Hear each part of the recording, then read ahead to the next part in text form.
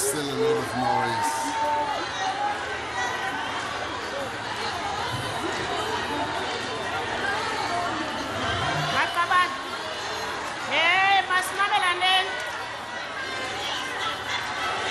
Mamelani ke.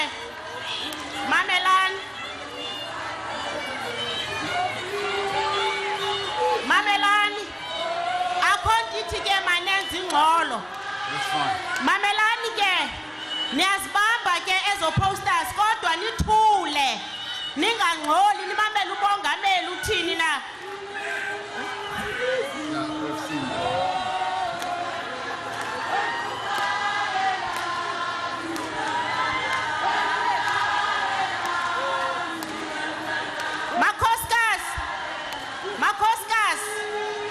Makhosikazi masihlaleni phansi. Hlalani phansi makhosikazi. Uyabona le mbeko uma buntsiki sisulu ebethetha ngayo yileke. Hlalani phansi makhosikazi. Simamele ubongameli.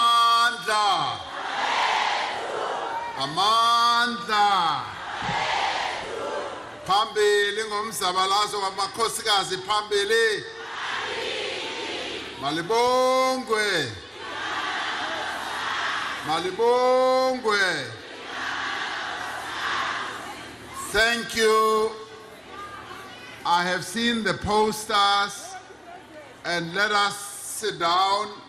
We will talk about them as well. Minister, Program Director, Minister in the Presidency for Women, Minister Batabile Dlamini, Minister of Arts and Culture, Minister Natim Tetwa, ministers and deputy ministers present here today, premiers of our provinces in the Free State and the Northern Cape, the Speaker of our National Assembly, Ms. Anne Kituku Shongwe, UN Women, based here in SADC, Ms. Asetu Koite, the President of the Pan-African Women's Organization, MEC Mare of the Western Cape Province, Mayor of the Winelands District, Dr. Elna von Schilt, Mayor of the Drakensberg Municipality, Mr. Conrad Paarl,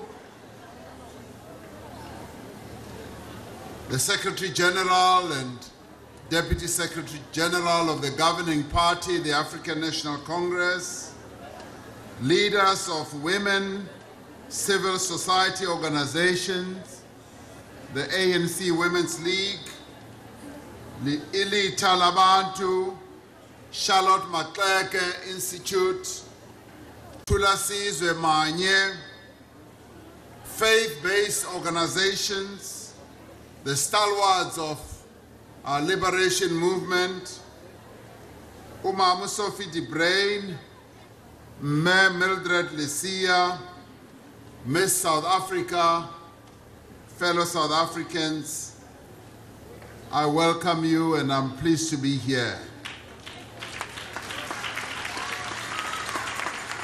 Minister Batabile Dlamini, you spoke about how Umama Sisulu encouraged women to have their afros. I used to wear an afro as well. I had the most beautiful afro in my younger days. And I'm actually thinking that I should let my hair grow so that my afro can come back. We are celebrating Women's Day in a historic year.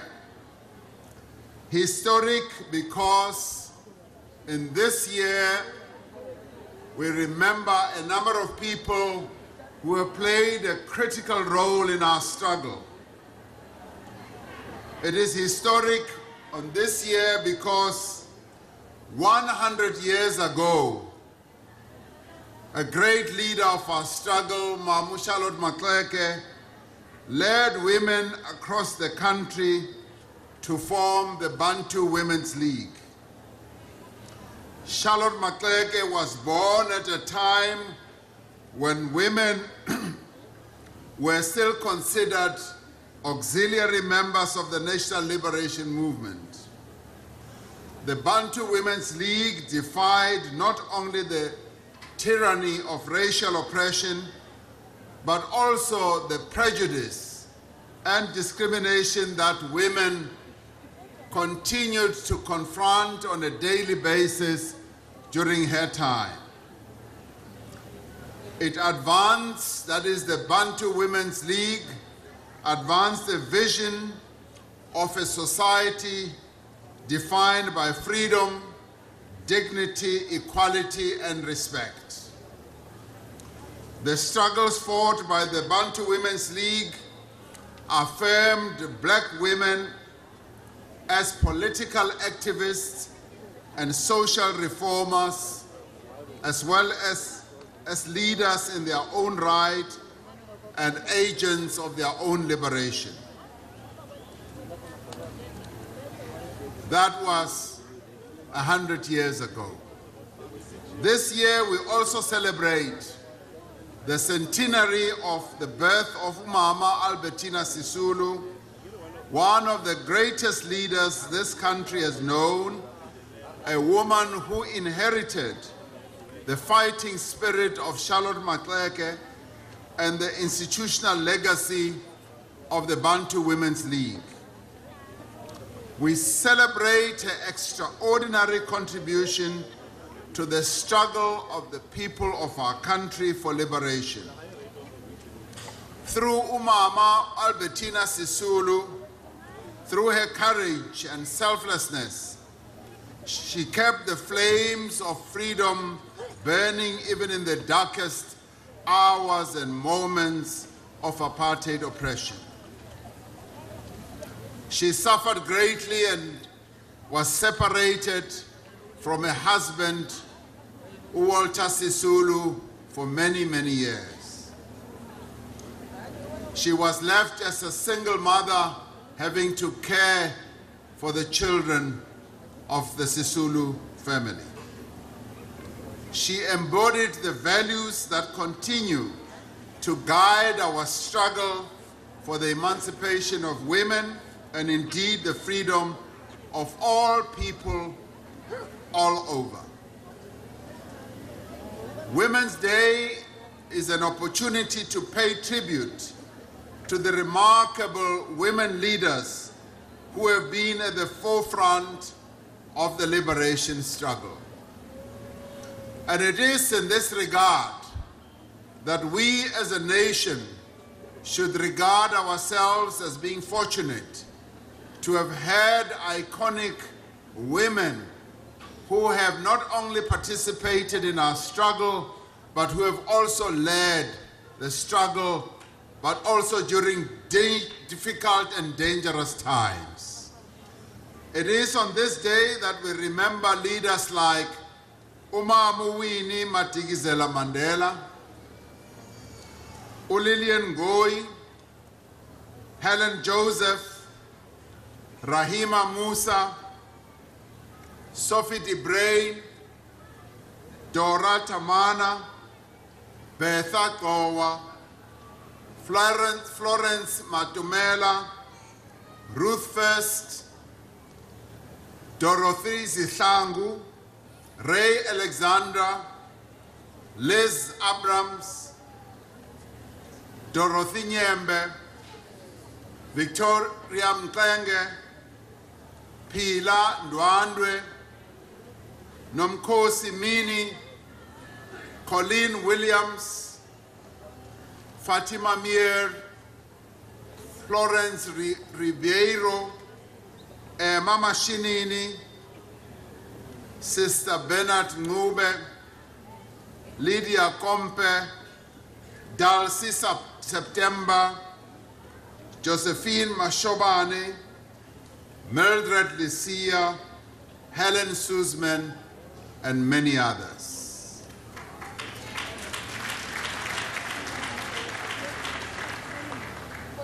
We pay tribute to these women and many others who went to prison for burning their passes, who stood trial for treason, who defied unjust laws, who went on strike for a living wage, who joined the ranks of Umkhonto Wesizwe, and we have many of them here today, who were banished, who were forced into exile, who were censured, who were jailed, who lost their lives to the murderous forces of the apartheid state. And today, we celebrate those women and we applaud them and we dip our heads and say, thank you for what you did for our struggle. And iva kahle le applause.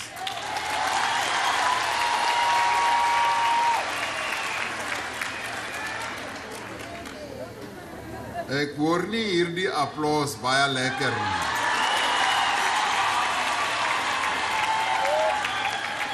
So Women's Day is a celebration of the achievements of all these women and millions more, because the women of our country have carried and have borne the brunt of the oppression that was unleashed on our people in a way that is indescribable and unbelievable. It is also a celebration of the great achievements over many years of struggle to ensure that the role of women in society and in public life is recognized and affirmed. It is also a celebration of the many women who have excelled in fields from which they have traditionally been excluded, who today occupy positions of authority and responsibility. It is a celebration of the great strides being made by young women in the fields of medicine, science, arts, entrepreneurship, politics, farming, the academia, and many, many other areas. It is a celebration of our Constitution, the transformational laws that we have passed, and our ongoing efforts to ensure that women are equally able to occupy positions of responsibility and authority in all spheres of life. It is a celebration of the road we have traveled since the Bantu Women's League was formed a century ago. Fellow South Africans, on this Women's Day, as we celebrate our achievements, we are bound to recognize that the struggle for the emancipation of women of this land, South Africa, has to continue. Our efforts to build a society that is defined by freedom, dignity, equality, and respect is incomplete. Poverty, hunger, homelessness, landlessness, and unemployment define the lives of millions of our people. Prejudice, discrimination, exploitation, and violence are still present in our society, which, despite the progress that we have made, has not yet fully emerged from our racist and patriarchal past. Many South African women are still burdened by poverty and oppressed by cultural practices, social convention, and prejudice. The face of poverty and suffering in our country is still worn by the women of South Africa. Many are not able to have access to educational and economic opportunities. They are neglected in the provision of government services and are overlooked by the business community. Patriarchy remains a defining feature of our society. We men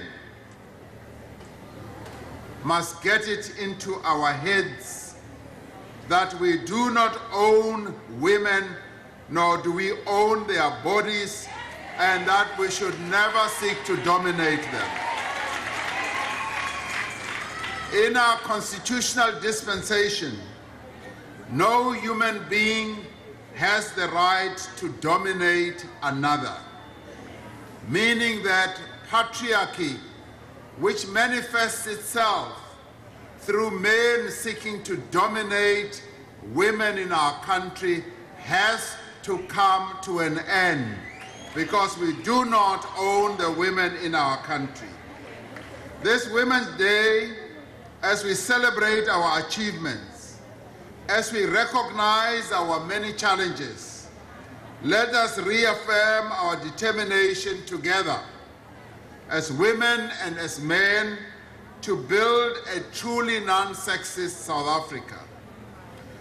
We must intensify and hasten our efforts to advance women's emancipation and achieve meaningful gender equality. We must, however, start with a grave admission, an admission that I believe men in our country have to make. Across our society, in towns, small and large cities, in homes, in schools, in colleges and universities, in our streets, our parks and open spaces, a war is being waged against the women of South Africa. It is a war against women's bodies, their dignity, their right to freedom, their right to security and equality. It is an affront to our common humanity and a betrayal to the values of our Constitution. In ways that are both subtle and brutal, women are subjected each and every day to verbal as well as emotional and physical abuse. In a society that has long struggled against gender-based violence, the assault on the integrity and humanity of women has reached unprecedented levels. While it is difficult to establish the full extent of this epidemic, as many offenses go unreported, studies show that the lifetime experience of South African women of gender-based violence is higher than the global average. Disturbingly, a significant percentage of South African men admit to perpetrating violence against women. Women are abused by virtue of the fact that they are women, that some of them are also transgender, and some of them are gender non-conforming, or because of their sexual orientation. Violence is also perpetrated against women by men who are strangers, others are acquaintances, others are relatives, and yet others are even intimate partners.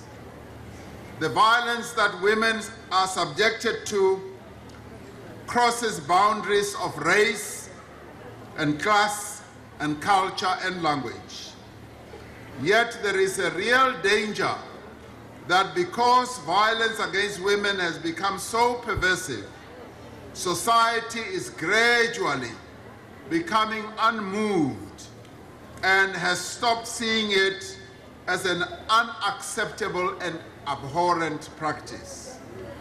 Instead of being outraged and angry, there is a weary acceptance that this is the norm. Instead of action, there is only lamentation. In answering the threat of complacency last week, thousands of women mounted huge protests across the country as part of campaigns by the #Total Shutdown movement and the Young Women's Desk of the ANC Women's League. I can report, Auntie Sophie de Bruyn, that a large group of women marched to the union buildings, demanding, as you did 62 years ago, that the government addresses the plight of South Africa's women. Unlike you, Auntie Sophie, these protesters were met by a government of the people, a government democratically elected with a clear, unequivocal mandate to transform society. You were correct in saying, I was called to go and meet these young women. I had been busy the whole day elsewhere, and they said with a very clear voice that they would not leave the union buildings until the president came to address them and receive their memorandum. I acceded, even though it was late in the day, in the night in fact, and went to receive their memorandum. Unlike in your case, Auntie Sophie, these protesters were met by a government that listens and that is determined to work with all South Africans to rid our country of this scourge. I stood there and listened, and I listened, I must say, to some of the most harrowing stories of young women who had been violated in a number of ways. Some had been raped up to 3 times. Some related how their own teenage girls had been raped and how they had continued to be brutalized in ways that are undescribable. As a man standing there, I was deeply humbled, but I was also deeply hurt. We are a government that says that there is no place for people who want to victimize those who report violence against women and who protest against it. I encouraged these young women to keep raising their voices against violence against women, against rape, and against the deaths that are being perpetrated against women. We are committed to deal with any amongst us who want to continue perpetrating gender-based violence against women. We are committed to also deal with police officers who, through their treatment of survivors of violence, make the trauma and the pain even worse. We salute all those who took part in these protests, who had the courage to raise their voices, to articulate their anger, their frustration, their hurt, their pain, their humiliation, their disappointment of so many South African women. We salute them for challenging those of us in positions of authority to act with greater purpose and urgency to end the war that is being fought and waged against the women of our country. We must acknowledge, as a government and as a society, that since the advent of democracy, we have failed to ensure that the women of South Africa are able to exercise their constitutional right to peace and security. In that sense, we have failed to live up to the promise of 1994.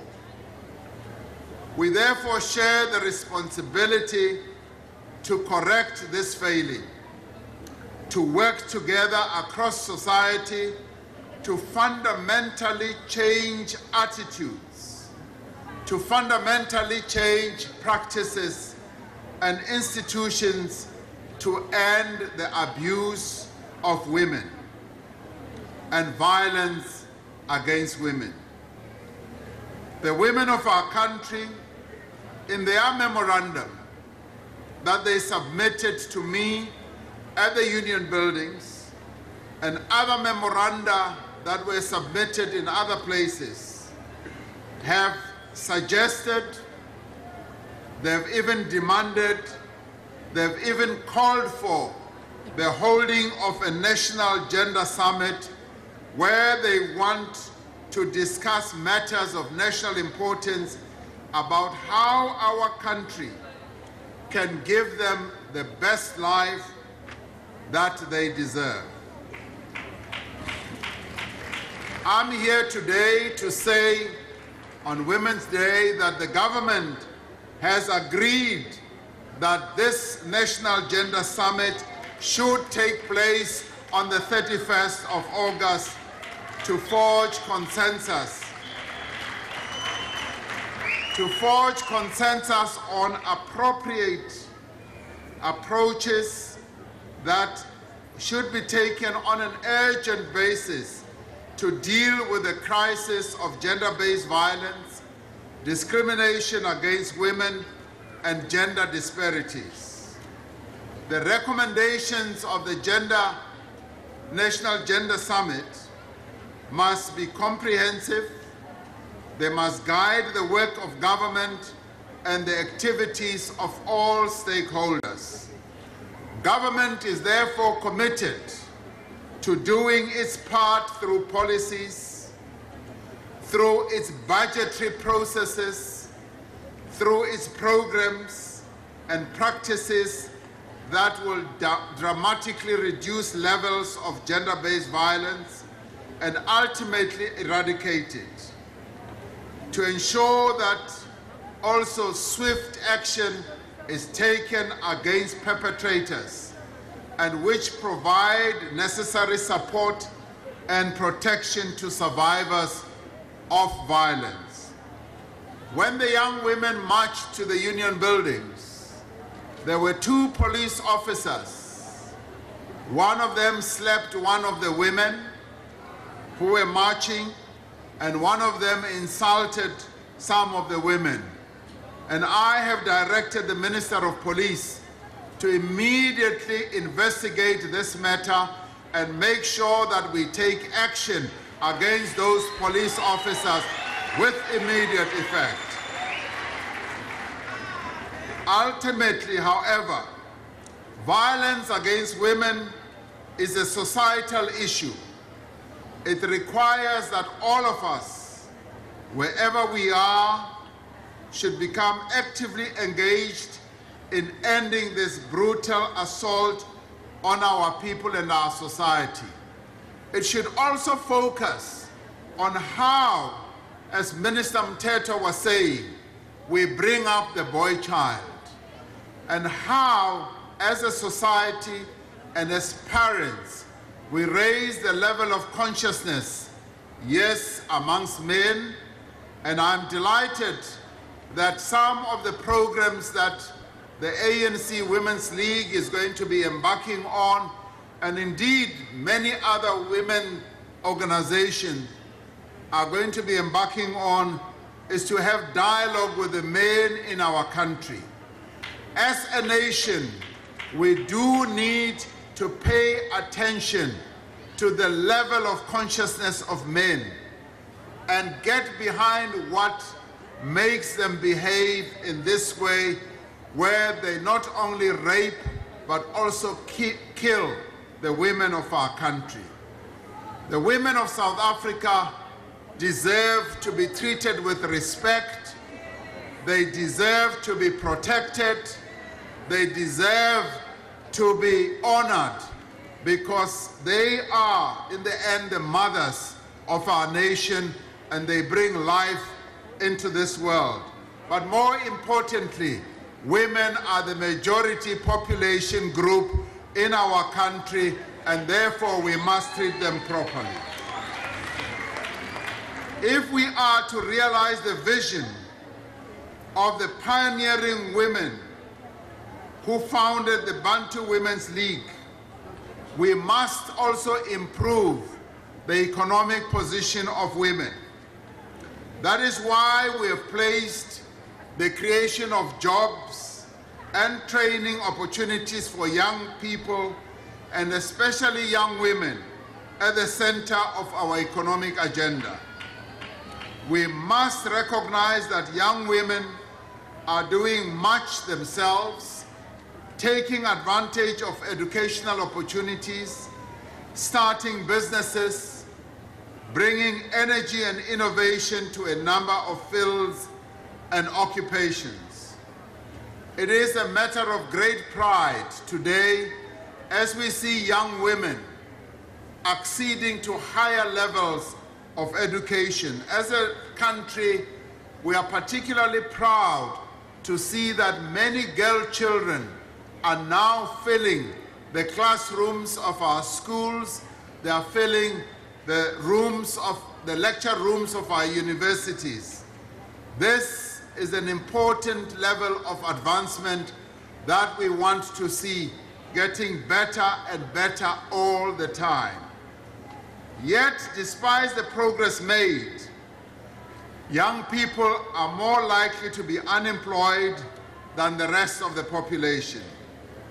Young women face additional challenges of gender inequality, discrimination, and oppressive social practices. Therefore, each and every policy and program that advances the empowerment of young people must make specific provision for the empowerment of young women. An important part of our effort will be to create pathways for young women into work. Many young black women do not have the skills, access to networks, or exposure to the work environment to easily find employment. Many live far away from potential places of work and cannot afford to go looking for work. So they stay at home, and largely also because they don't even have the money to pay for transport. In response to this challenge, government, business, labor, and several civil society organizations have worked together to launch the Youth Employment Service, which facilitates one-year work experience opportunities for unemployed young people in participating companies. We will be closely monitoring the intake into this program, as well as the outcomes, to ensure that young women are equally represented, if not more represented. Ultimately, the most direct and sustainable way to empower young women is through education and skills development. And this is where we say the place of young women is in the classroom, is in the lecture hall. That is where we want to find the majority of them. Global experience has shown that education is the most effective way to empower young women and promote gender equality. Yet young women face several challenges, such as outdated attitudes to the education of women, relegation to domestic duties, or responsibility for childcare. And this is where we must say, young women must be in the professions. Young women must be running companies. Young women must be running universities. They must be the engineers of our nation. They must be the doctors of our nation. They must be the key professionals.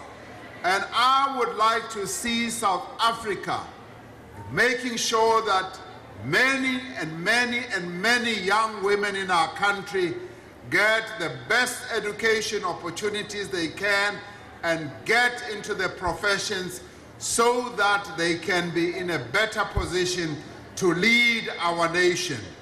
Our nation is hungry for the leadership, yes, of women, and we must move in that direction. So say I. That is why we need to ensure that girls and young women, yes, remain in school to complete matric. We often find that many young women only go up to 10 years of school, and along the way, they stumble and fall and don't finish their matric. And we are saying to parents, even if the young women in our nation stumble and fall due to a whole range of reasons, let us make sure that we help them to stand up. Let them pick themselves up, and let's help pick them up so that at the very least they finish 12 years of schooling. We want them to be in areas like mathematics and science, technology, and that they should proceed without hindrance to higher levels of education as well. Our government has embarked on a range of measures to accelerate comprehensive land reform and to expand agricultural production. These measures, in addition to creating and correcting a historical injustice, are aimed to unlock the economic potential of our land and our people. It is essential that we use this process of land reform as we make sure that the land of our country is restored to the people of our country. Let us ensure that there is equitable access for women to the land in both the rural and urban areas. The land should not only be parceled out to men. We must focus, and we will make sure that we do in government. We want the land reform process to be a mechanism through which we economically empower the women of our country for agriculture, for housing, as well as for enabling them to get into business processes. Women who live in rural areas must have their right to land recognized and enforced, and must have the means to use their land to improve their lives and the lives of their families. Poor and working class women have the same right and need to have the same opportunity as men to own property in well-located areas, whether it is in the rural areas or the urban areas. As we embark on the distribution of title deeds to our people, we are committed to ensure that women are, at minimum, equal beneficiaries of government programs to address asset poverty. The return of the land will have little meaning and limited effect unless it is returned to all those from whom it was taken, both men and women as well. Importantly, we must lead a campaign to change patriarchal attitudes in society. It is vital that everyone understands that where women are emancipated, society tends to progress, and society advances forward, and society does indeed thrive.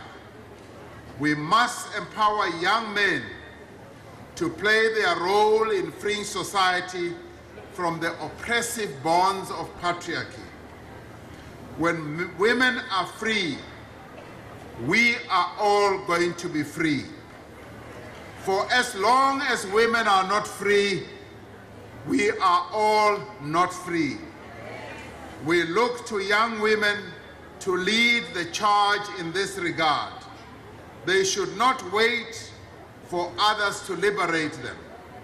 Like those who marched on the Union buildings last week, and like those who marched on the Union buildings in 1956, they should realize that the power to achieve meaningful change is in their hands. It is 100 years since the formation of the Bantu Women's League, and 100 years since the birth of that great stalwart of our movement, Umama Albertina Sisulu.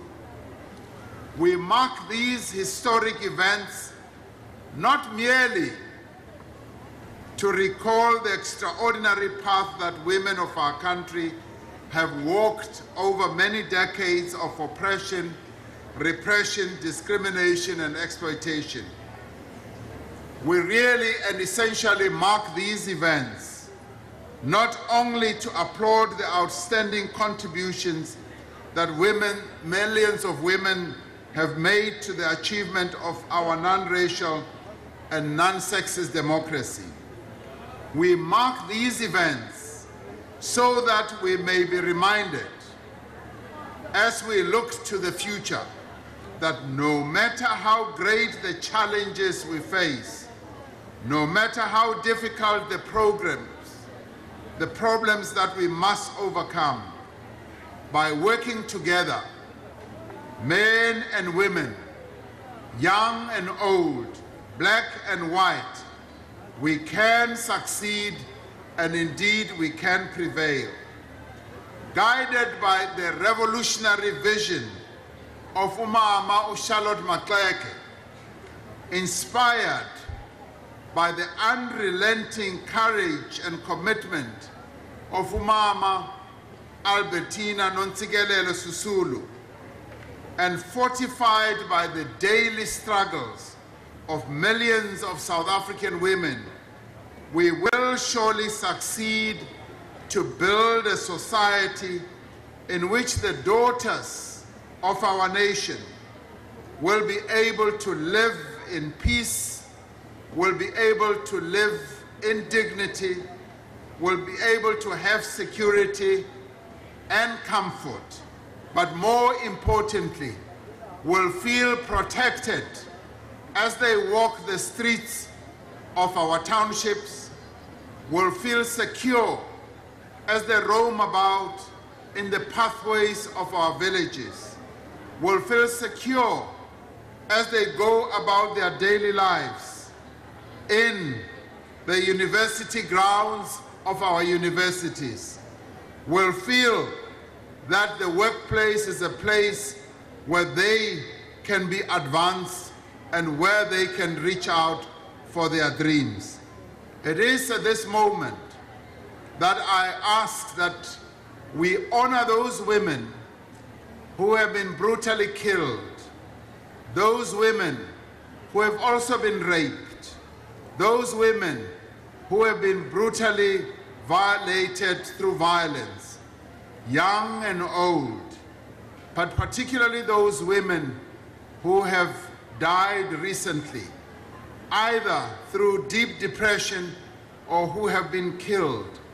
And it is at this moment that I ask that we all stand and observe a moment of silence in honor of those women who were so brutally violated.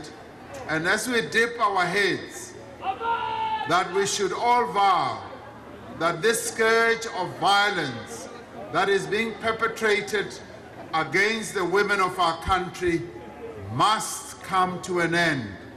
And as a government, we commit ourselves, and as we lead to the National Gender Summit, we will want to do good by the women of our country. But for now, as men, we hang our heads in shame because we have not done good by the women of our country.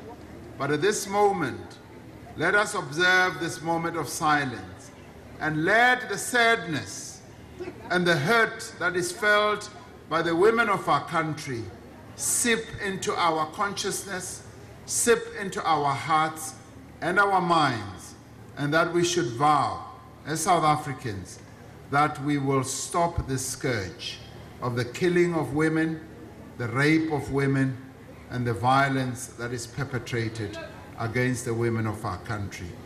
Let us bow our heads and observe a moment of silence.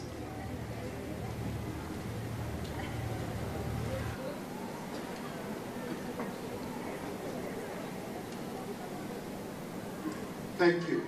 With this, we dedicate ourselves as South Africans that we're going to do everything in our power to empower the women of our country. Thank you very much.